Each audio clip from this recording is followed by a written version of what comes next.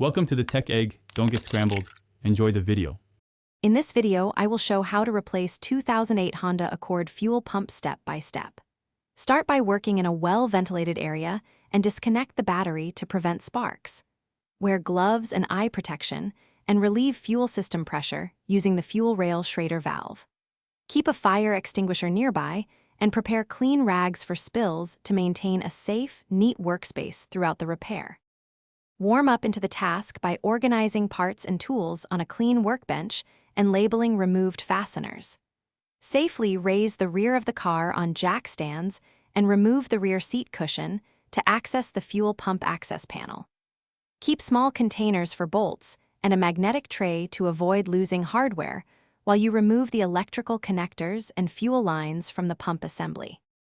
If you're finding this video helpful, please subscribe and like to support more step-by-step car repair guides.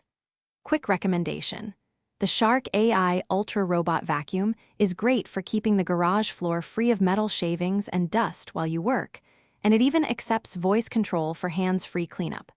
Check the description for the link and other deals, then now let's get back to the video.